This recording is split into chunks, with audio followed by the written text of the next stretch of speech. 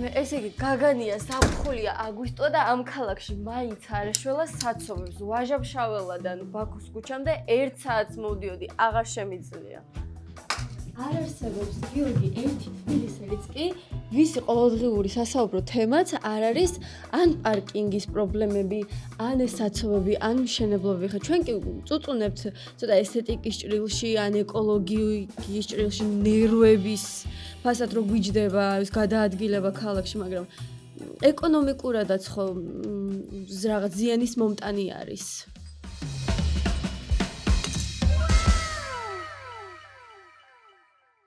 კი, როდესაც საცობში ვდგავართ, მაგალითად, ჩვენ აქ მარტო დროს კი არ ვკარგავთ და ნერვებს კი არ ვიშლით. და ეს დაკარგული დრო პირდაპირ აისახება თავისთავად ჩვენს შრომაზე, ხო? სამუშაო დროს ვაკლებთ ამას, ან ვაკლებთ საკუთარ თავს, რომ გავერთოთ პირობებითა და ამ დროში შესაბამისად დღეს მინდა რომ ჩვენ სეზონის შემაჯამებელ გადაცემაში ვისაუბროთ ურბანულ ეკონომიკაზე, საცობებზე, ამ რაღაც მშენებლობებზე, პარკინგის არარსებობაზე რეალურად ქალაქში და მუდმივ პრობლემაზე და ეს საბოლოო ჯამში როგორ აისახება თითოეულ მომხმარებელზე. მაგალითად, შეიძლება მომხმარებლები ვერ ხვდებიან, მაგრამ მაღაზიებში რაღაც პროდუქციაზე ფასები რომ ძვირია, მათ შორის ეს საცობების ბრალიც შეიძლება იყოს. სანამ ამ თემას გავშლით, მანამდე გეტყვით რომ გამოიწერეთ ჩვენი YouTube არხი და გამოვყევით ყველა სოციალურ პლატფორმაზე.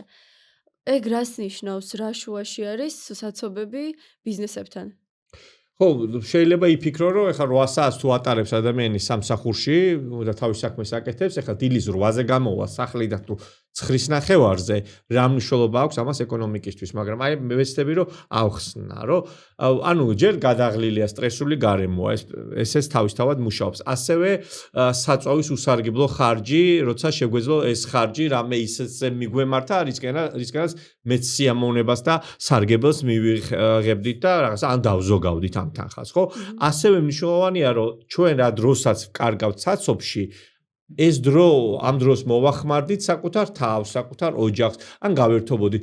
ამ დროს და ფულს დავხარჯავდით სადმე, თქვათ, გართობაზე, ხო? ანუ ეს რო არ გავაკეთეთ, ვიღაცას ხომ ასევე მოაკლდა ეს შემოსავალი, ასე ვთქვათ. ამიტომ ეს ყველაფერი მოქმედებს. ჯაჭურად. ხო, თავისთავად და პლუს აქ არის, რა თქმა უნდა, ეს არ არის მხოლოდ რაღაცა კერძო ავტომობილების მფლობელების პრობლემა. საინტერესო პერსპექტივაა მაგაზე არასდროს დავფიქრებულ ვარ.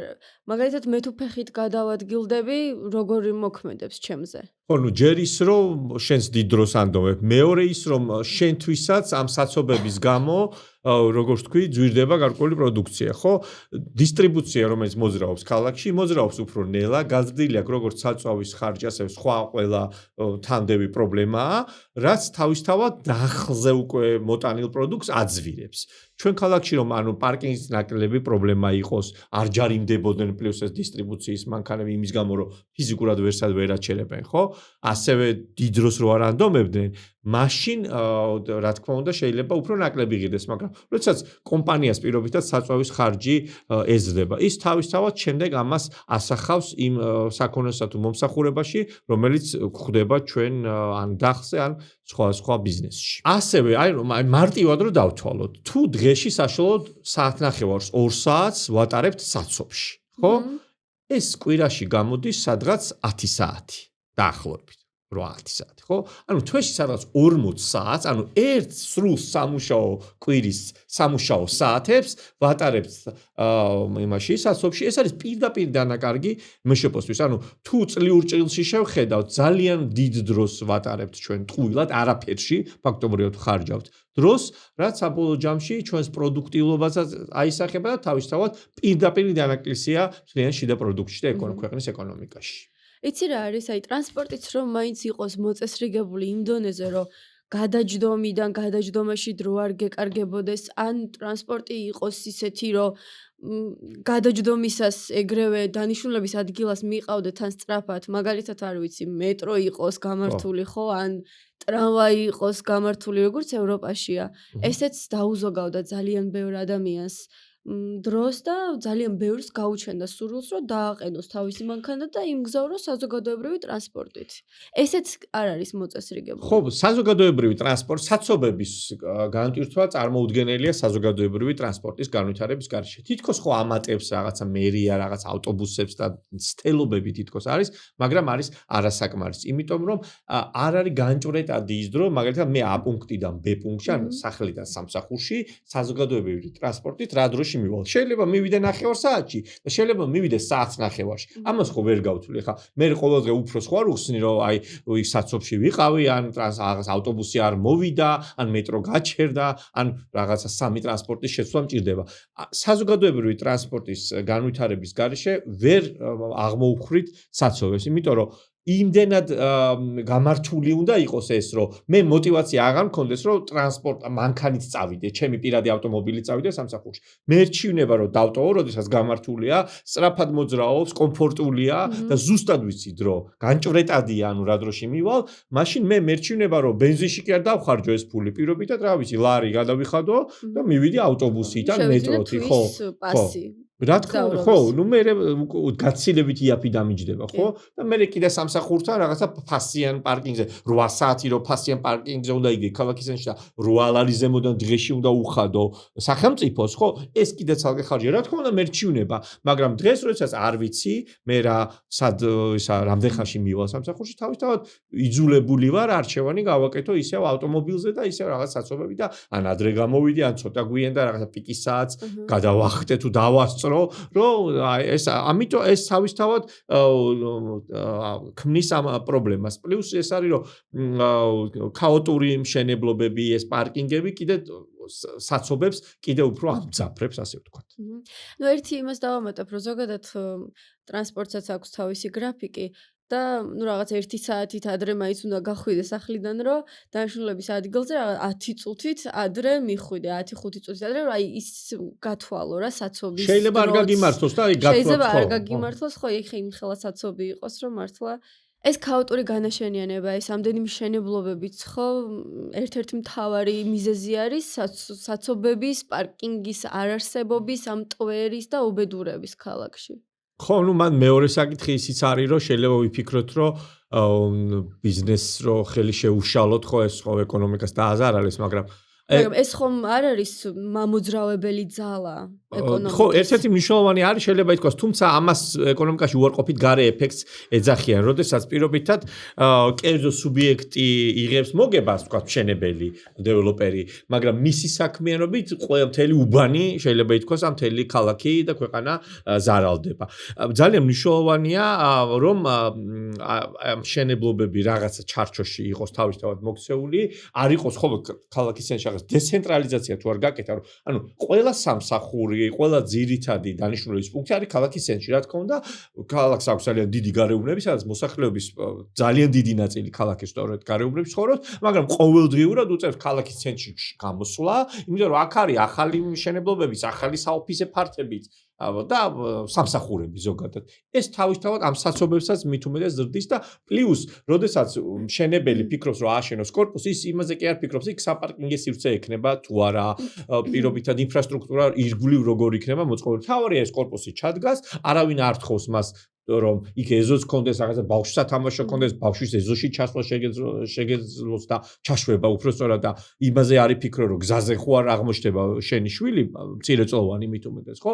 ამაზე არავინ არ ფიქრობს. თავარი რაღაცა ნებართვა მიიღონ, ხშირად ამ ნებართვებთან დაკავშირებით აქამდე ძალიან ბევრი თვითონვე მთავრობის მიერ გამოაშკარავებული კორუფციის ფაქტებია ძალიან ხშირი, როდესაც რაღაცა ნებართვები არასწორად გაიცემა კორუფციული გარიგებების შედეგად და ამას ვიღებთ, რომ როდესაც ვიღაცა იღებს მოგებას, იქ ვიღაცა კორუფციის შედეგად ფულს აკეთებს და საბოლოო ჯამში მოსახლეობა ზარალდება. ეს არის სწორედ უარყოფითი გარე ეფექტი, რაზეც მე ვსაუბრობდი და ამის რეგულირების გარეშე, სწორი რეგულირების აქ არ არის, რომ პირიქით შენებლობის ხარჯები გაუძვირო, თქვა, ვიღაცას, ხო? იმიტომ რომ ეს მე პარკინგის პრობლემასაც ქმნის, იმიტომ რომ ახალი კორპუსი აშენდა, მანქანა ყავს იქ ცხოვრება და მე სადღაც ხო უნდა გააჩეროს. ყველას ხო არა აქვს საშუალება, რომ პარკინგი შეიძინოს, ან იქირაოს, ან რომელიც ასევე საკმაოდ ძვირი იჭდება.